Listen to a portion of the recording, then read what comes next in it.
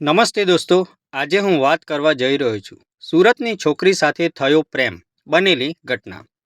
પહેલી વાર મેં એને જોઈ રેલવે સ્ટેશનના પ્લેટફોર્મ પર, હાથમાં કોફીનો કપ અને ચહેરા પર એવી શાંતિ જાણે સમય ત્યાં અટકી ગયો હોય। ટ્રેન આવવાની હતી, લોકો દોડતા હતા, પણ એ છોકરી એકદમ શાંત, આંખોમાં કંઈક એવી નમ્રતા કે મન અટકી જાય। એણે સફેદ કુર્તી પહેરેલી, વાળ હળવા ખુલેલા અને કાનમાં નાના ટોપ્સ। હું નજર હટાવું તો પણ હટતી ન હતી। પછી અચાનક એની કોફી છલકાઈ ગઈ અને એ સ્મિત કરી બોલી, અરે, સુરતની ગરમીમાં કોફી પણ ઠંડી થઈ ગઈ લાગે છે। એ પહેલીવાર હું હસ્યો અને એ જ હાસ્યથી કદાચ શરૂઆત થઈ એક એવી વાર્તાની જે હું આજે પણ ભૂલી નથી શકતો। ટ્રેન આવી, હું વડોદરા જતો હતો, એ સુરત પાછી જતી, બંનેનો કોચ એક જ હતો, S5। સાંભળીને એ બોલી, અરે વાહ, એટલે હવે 3 કલાક સુધી તો મારા કોફી પાર્ટનર છો તમે? હું આશ્ચર્યમાં, કોફી પાર્ટનર? એ હસીને બોલી, હા, જે સાથે કોફી છલકાય એ તો કિસ્મતથી મળે। ટ્રેન ચાલવા લાગી, વાતચીત પણ। એનું નામ આરાધ્યા, એ સુરતની ટેક્સટાઇલ ડિઝાઇનર હતી। એના શબ્દોમાં કહું તો રંગો સાથે જીવતી છોકરી। એને રંગોમાં, કાપડમાં અને જીવનમાં સમાન ઉત્સાહ હતો। હું તો એન્જિનિયર હતો, એના સામે સીધો, સિમ્પલ અને થોડી ગભરાયેલી આત્મા। પણ એ સાથે વાત કરું તો મનમાં કોઈ અજાણી શાંતિ ઉતરતી। એ બોલતી ગઈ, હું સાંભળતો ગયો। એ કહેતી, સુરતના લોકોમાં કંઈક અલગ છે। અહીં પ્રેમ પણ કઢાઈની જેમ ધીરેથી પણ સુંદર રીતે વણાય છે। એ વાત સાંભળી હું બોલી ગયો, તો પછી હું તો આજે એ કઢાઈના પહેલો તાર બન્યો છું। એ જોઈ રહી, પછી ધીમેથી હસીને બોલી, એ તાર ક્યાં તૂટે નહીં એ ધ્યાન રાખજો। ટ્રેન ધીમે ધીમે ચાલતી હતી।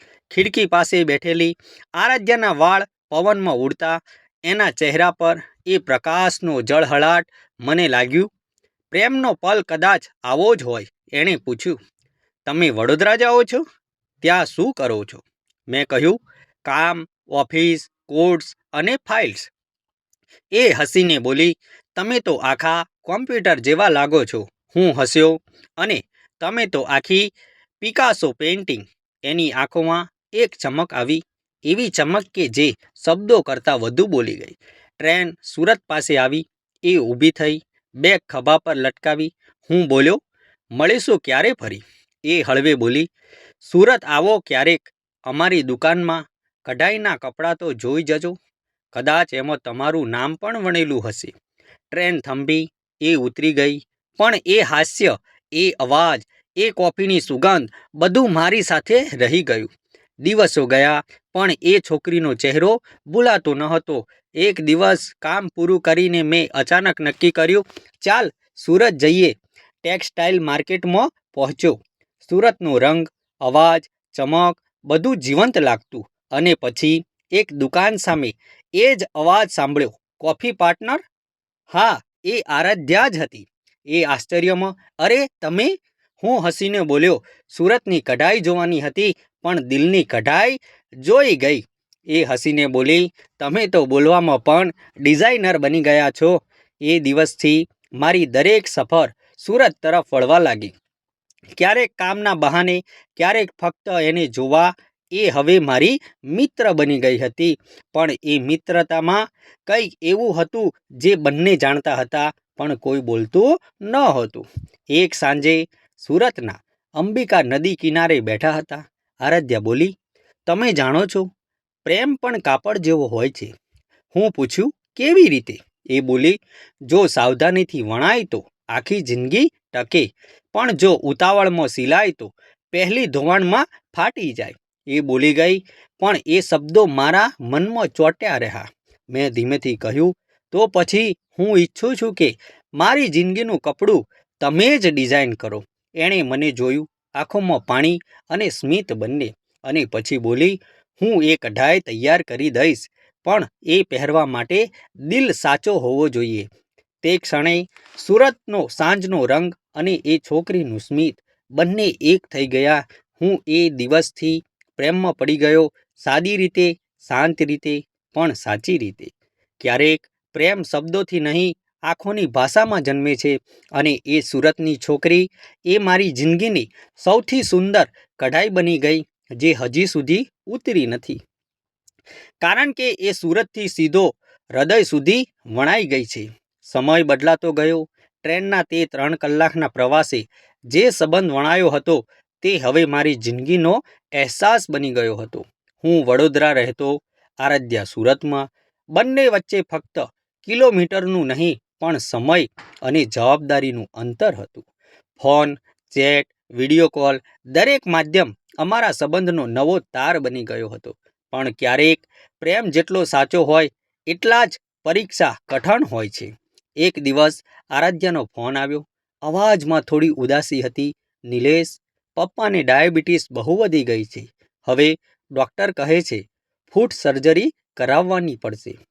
એના શબ્દો સાંભળીને મારું મન ખાલી થઈ ગયું. એણે આગળ કહ્યું, મારે થોડી વાર માટે બધું સાઈડમાં રાખવું પડશે, કામ પણ, વાતો પણ. હું બોલી શક્યો નહીં.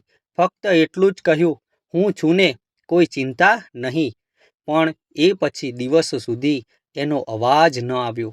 હું કોલ કરતો, મેસેજ કરતો, પણ ફક્ત સીન દેખાતું. મારું મન પણ ધીરે ધીરે અશાંત થવા લાગ્યું. શું પ્રેમ ફક્ત સારા દિવસો માટે હોય છે, કે ખરાબ સમયમાં પણ કોઈ રાહ જુએ? મહિના પછી એક દિવસ મેસેજ આવ્યો, સુરત આવશો? મારા દિલની ધડકન વધી ગઈ. હું બીજા જ દિવસે સુરત પહોંચી ગયો. એની દુકાન સામે ઊભો રહ્યો, પણ આ વખતે એ હસતી નહોતી. એના ચહેરા પર થાક, આંખોમાં થોડી લાલાશ. એ બોલી, પપ્પાની સર્જરી થઈ ગઈ, હવે ધીમે ધીમે સાજા થઈ રહ્યા છે. હું બોલ્યો, આરાધ્યા, તું પણ થાકી ગઈ હશે. એ બોલી, થોડી, હા, પણ એ જરૂરી હતું. થોડી શાંતિ પછી એ બોલી ગઈ, નિલેશ, હું હવે સુરત છોડીને મુંબઈ જઈ રહી છું. એક મોટા પ્રોજેક્ટ મળ્યો છે. પપ્પા કહે છે તારી કલાને રોકશો નહીં, પણ હું જાણું છું આ એક નિર્ણય ફક્ત પ્રોજેક્ટનો નથી, આ પ્રેમની પરીક્ષા છે. હું ચૂપ રહ્યો. હું એને રોકી શકતો ન હતો, પણ એના સપના સામે હું શબ્દહીન થઈ ગયો. મુંબઈમાં એનો નવો પ્રારંભ થયો, અને મારી જિંદગી ફરી એના વિના ચાલવા લાગી. પણ દરેક દિવસ એના સ્મરણો સાથે ભરેલો. એક રાત્રે વરસાદમાં છત ઉપર બેઠો હતો. આકાશના વીજળીના ઝબકામાં એનો ચહેરો દેખાતો હતો. મેં મોબાઈલમાં એનો નંબર ડાયલ કર્યું. રિંગ વાગતી રહી. પછી એક મેસેજ આવ્યો, તમે મારી પ્રાર્થનામાં હજી પણ છો. એ શબ્દો વાંચીને હું રડી પડ્યો, કારણ કે એ પ્રેમની સ્વીકૃતિ હતી, જેને બોલવાની જરૂર ન હતી. એક વર્ષ પછી મારે વડોદરામાં એક એક્ઝિબિશન કવર કરવાનું હતું. એના બેનર પર લખેલું હતું, textile tales by Aaradhya Mehta. હું ચકિત થયો. એ જ હતી મારી આરાધ્યા. લાંબો સમય પછી એ સામે હતી. એ જ સ્મિત, એ જ નમ્રતા. એ મને જોઈ બોલી, તમે આવ્યા? હું હસ્યો. હા, એ કઢાઈ જોવી હતી જે અધૂરી રહી ગઈ હતી. એ ધીમે બોલી, તો આવો, આજે પૂર્ણ કરી દઉં. એણે એક સાડી બતાવી. તેમાં નરમ ગુલાબી રંગ, કઢાઈના મધ્યમાં એક નાનું નામ, નિલેશ. એ બોલી, આ મારી પહેલી ડિઝાઇન હતી, જે ક્યારેય વેચી નથી, કારણ કે એ મારી લાગણી હતી. એ બોલતા એના અવાજ કંપી ગયા. હું એના હાથ પકડીને કહ્યું, પ્રેમ કઢાઈ જેવો જ છે આરાધ્યા. જો એકવાર સાચી રીતે વણાય તો જિંદગીભર કદી ન ઉખડે. એના આંખોમાંથી આંસુ વહી પડ્યા, પણ એ આંસુ આનંદના હતા.